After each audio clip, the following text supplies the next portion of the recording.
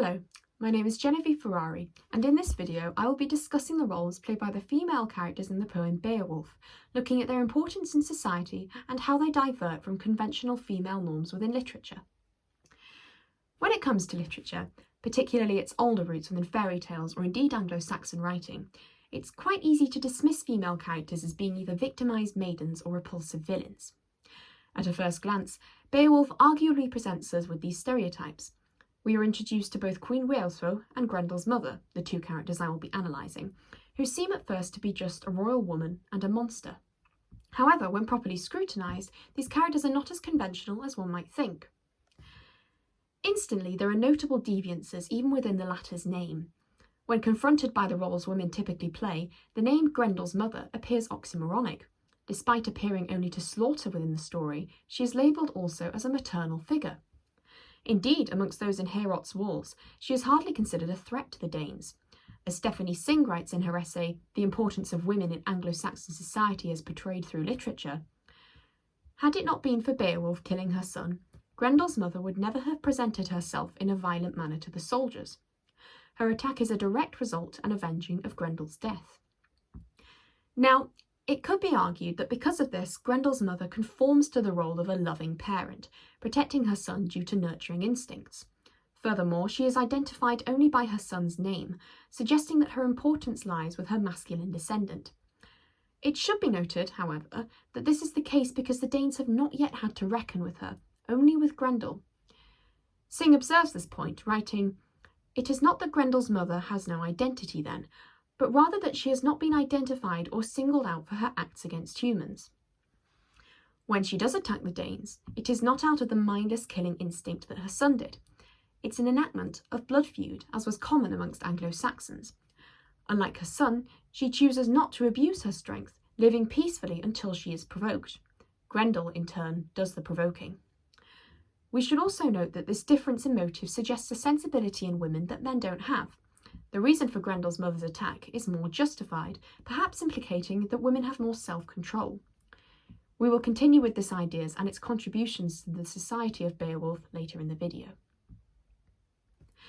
The manner of her response also undermines the argument of her being typically nurturing. She is ruthless, possessing immense physical strength due to what some argue is defeminization, as she takes up the rather masculine task of blood feud.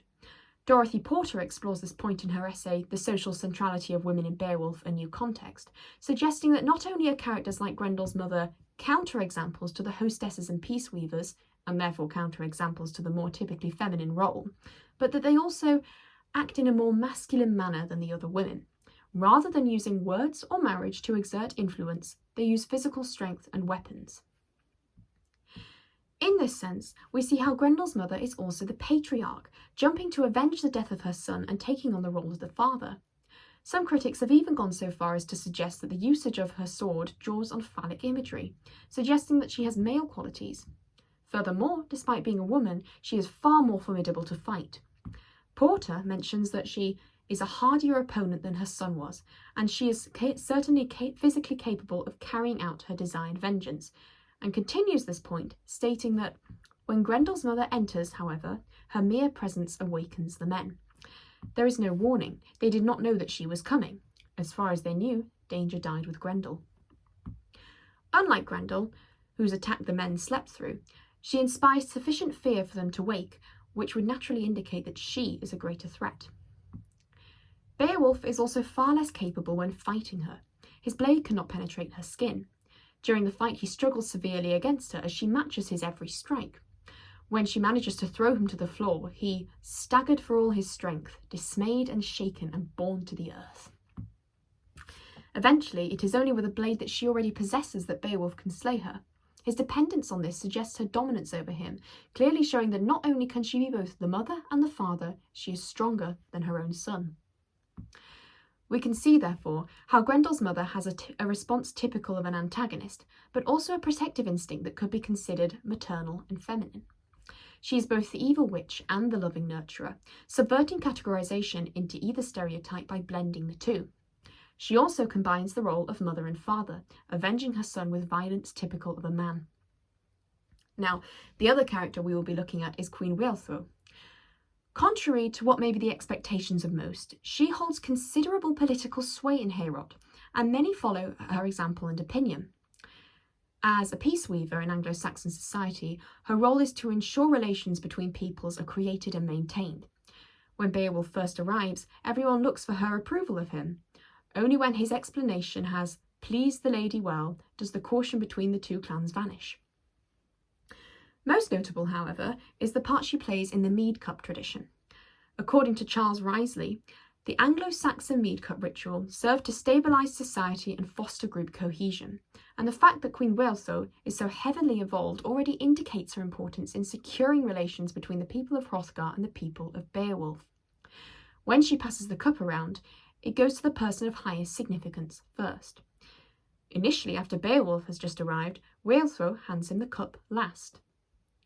The high-born lady first bore the beaker to the Danish leader, lord of the land. Then to all alike went the helming lady, bearing the beaker to old and young, till the jewelled queen with courtly grace paused before Beowulf.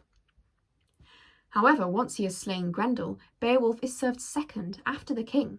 Porter suggests that this difference may show that Beowulf has risen in status in the court, as he had kept his promise to kill Grendel. The Queen has the responsibility of recognising and observing this rise in rank. This exemplifies the political influence and importance she has as peace weaver. She then continues, giving Beowulf a talk and a set of chainmail, and asks him to provide guidance to her sons. Take, dear Beowulf, collar and corset. Wear these treasures with right goodwill. Thrive and prosper and prove your might. Befriend my boys with your kindly counsel. The usage of such intimate and familiar forms of address openly, as well as entrusting her sons to Beowulf, is a political statement as to how much she respects him. To have such a prerogative indicates her significance within court, despite being a woman. Her sway is also exemplified elsewhere during the celebration, which also provides an opportunity to look at the rationality of woman in comparison to the impulsive behaviour of men when she addresses her husband. Hrothgar had formerly intended to adopt Beowulf as an heir to the Danish throne, proclaiming, "I will keep you, Beowulf, close to my heart, in firm affection as son to father, hold fast henceforth to this foster kinship." Wealhtheow then proceeds to counter this rash thinking with the utmost delicacy, suggesting that he remains generous in order to repay the Geats, and that he still ensures his kingship passes to his own sons, stating, "My sovereign lord, dispenser of treasure, be kind to the Geatmen, and mindful of gifts from the gold you have garnered from near and far. You have taken as son, so many have told me, this hardy hero. Heorot is cleansed, the gleaming gift hall. Rejoice while you may in lavish bounty, and leave to your kin, people and kingdom." Note the care she takes when broaching the subject, telling Hrothgar to enjoy his spoils in the moment, reminding him with what is almost a subtle reprimand for having so impulsively removed his sons from succession. Not only that, she ensures that he will still give generously to the Geats, so that they will not be offended, playing her part as peace weaver and ensuring all will remain well between them and the Danes. Porter even argues, in this act, Wealhtheow is actively protecting her own interests, and the poet gives no indication that her words were ignored or not accepted into consideration by Hrothgar. From this, we can see that Queen Wealhtheow performs a critical aspect in the upkeep of Heorot and the political interactions between her people and the Geats. Furthermore, she is ensuring that the outcome will benefit both her and her children, once again touching on the maternal element. She is no gormless maiden. On the contrary, she is able to navigate these exchanges with skill. She ensures all runs smoothly in lieu of a man being able to, as she is able to gauge these situations far better, being a level-headed woman who is far less likely to act on impulse. It is clear, therefore, that both Queen Wealhtheow and Grendel's mother subvert typical feminine ideals in earlier literature, taking on roles and characteristics that break stereotypes and are often more associated with men, whilst simultaneously filling maternal roles as well. And as an example of literature that denies gender roles, it is certainly interesting to consider how early in our history this originates.